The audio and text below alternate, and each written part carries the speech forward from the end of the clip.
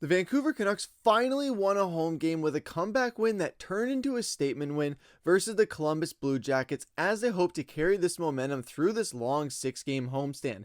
And Thatcher Demko is back, and we have Tocchet's take on the matter ahead of Friday night's game. We're going to be breaking down all of that in this episode of Canucks Digest, but first make sure to hit that subscribe button and click the bell icon so you don't miss any updates surrounding the Canucks as we head through this 6-game homestand. Before we hop into our first topic, I'm going to let you guys see a special offer brought to you by Mark. This video is brought to you by Rentals.ca, who is a huge supporter of Team Canada. While they've been supporting our national team defend their home ice in international competition, they've also been helping thousands of Canadians find their home rink all across the country. Whether in cities like Abbotsford, Vancouver, Halifax, or St. John's, from coast to coast, Rentals.ca has a ton of options to find the perfect place and price for you. Their website is super clean and easy to use, and you can pinpoint exactly on the map where you want to move, finding all options in your area. Find your home rink with Rentals.ca and check out their website in the pinned comment or in the description below. Once again, shout out to Rentals.ca for not only being a huge supporter of Team Canada, of this channel, but also you guys helping you find your next home.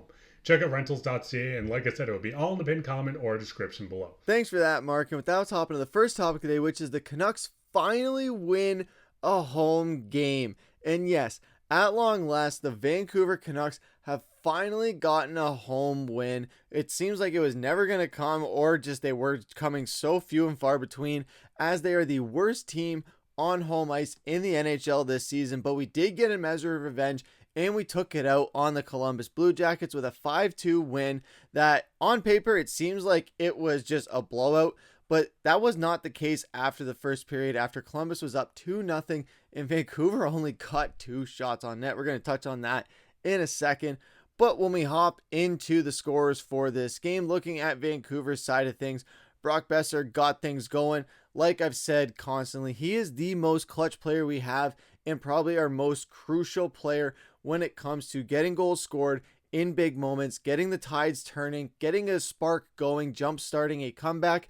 Brock Boeser is that guy. He is him in that regards, with Quinn Hughes and Vinny Desharnais getting the assist on the wrist shot goal, and then Kiefer Sherwood with the second goal of the game for the Canucks with the assist from Teddy Blueger, where it was just an open net really, where Elvis for the Columbus Blue Jackets just had left the building and the net was wide open. Everyone thought Blueger was going to shoot it. He gave it to Sherwood, and he had a great, just wide open shot at the net. And then Pius Suter with the eventual game-winning goal, making it 3-2 in the third period, at the very beginning of the third period. And then Jake DeBrusk with the power play goal, and then Pius Suter with the final nail in the coffin with that empty netter goal. So for goal scoring, it was a pretty good night for the Canucks. And as far as looking at game stats as well, shots on goal, we're going to touch on that in a second. Like I said, face-off percentage, we won the face-off battle. That was a really nice change of pace for the Canucks. We've been struggling a bit in the face-off circle since JT Miller left. Power play, 1 for 2, 50%. It wasn't a very heavy penalty game for the Vancouver Canucks as far as opportunities, but they were still able to go 50-50 on those and got 1 out of those 2 goals. Penalty minutes, they were racked up pretty high. It was a pretty physical game. It was pretty chippy. There was a lot of little fighting and roughing calls and slashing calls and cross-checking calls. So yeah, there was a lot of penalty minutes to be assessed for both sides of things. It was relatively even though. And then the hits, Vancouver did play a more physical game, obviously thanks to Kiefer the Bull Sherwood. And then the block shots, 18 block shots for Vancouver. That was very critical, especially when looking at the amount of shots that Kevin Lankinen and this Vancouver Canucks defense was facing.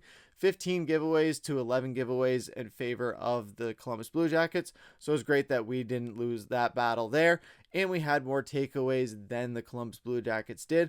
So overall, on the game stats, you would think, all right, it was just a dominant game, or a pretty solid game by Vancouver. But when you look at the shots on goal, this is just absolutely just sad. Looking at the first period alone, 17-2, it was probably the worst period of hockey that I have seen from the Vancouver Canucks this season. I don't think many would disagree with that. It was just an abysmal showing all around, and Vancouver could not get anything going. And it was no wonder why they found themselves down in a 2-0 hole early.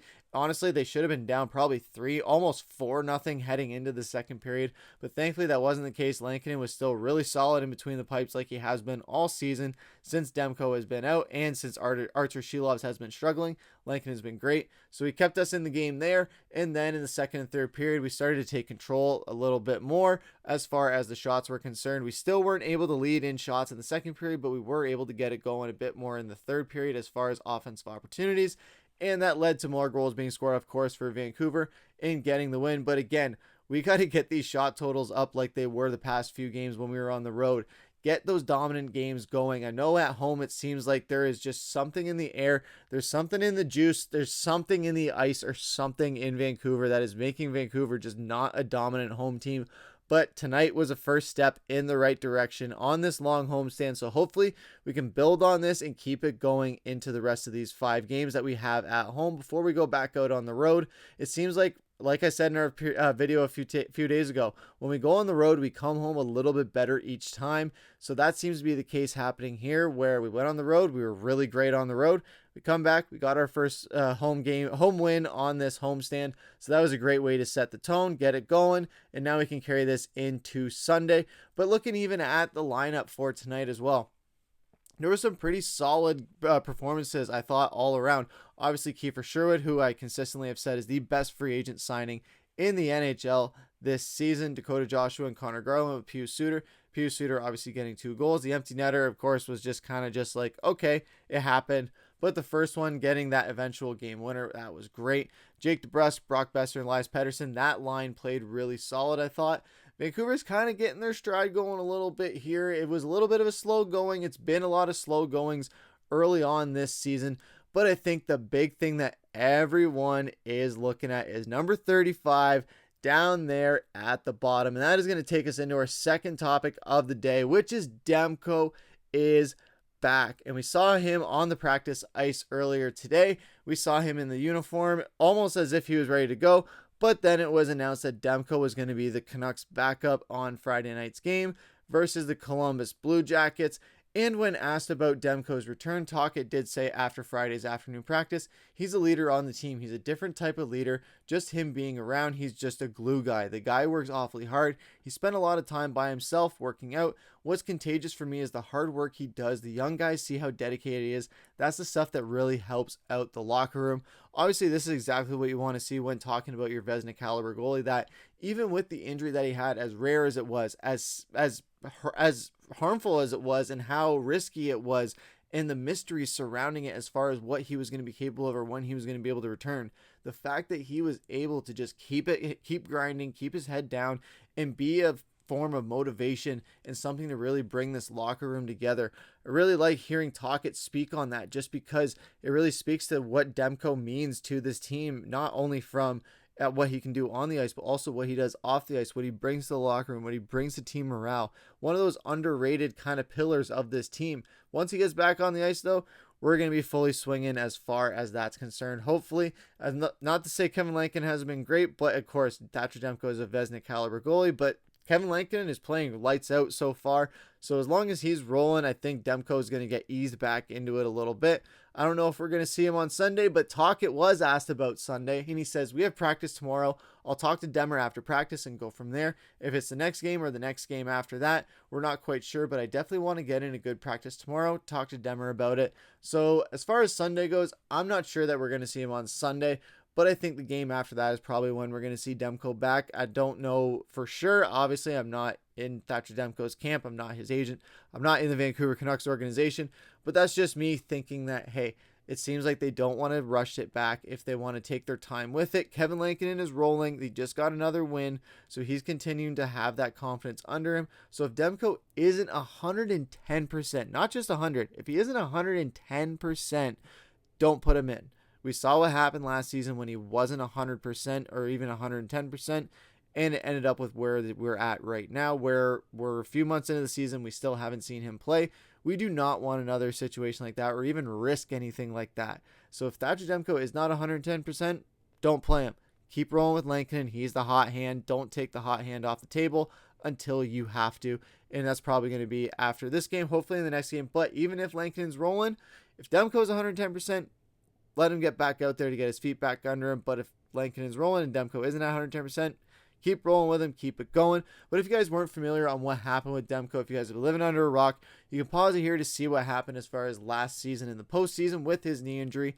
And then you see there as far as his stats last season, suiting up in 51 games, recording a 35-14-2 record, 2.45 goals against average, 9.918 save percentage, and 5 shutouts, earning 22nd place votes and 10 third place votes for the Vezina Trophy as the league's top goaltender. So Demko's coming off of a really successful season, so he wants to build on it, and he's coming in a little late in the season, but hopefully just at the right time where he can just go on a run and get this Canucks team back to their strong winning ways, not only on the road, but also at home like they were last season. Turn Rogers Arena into a fortress, and hopefully we can just hear that chant and hear that song go on so many times. Don't you forget about me. Hopefully we just hear it nonstop when we get back on home ice through this homestand.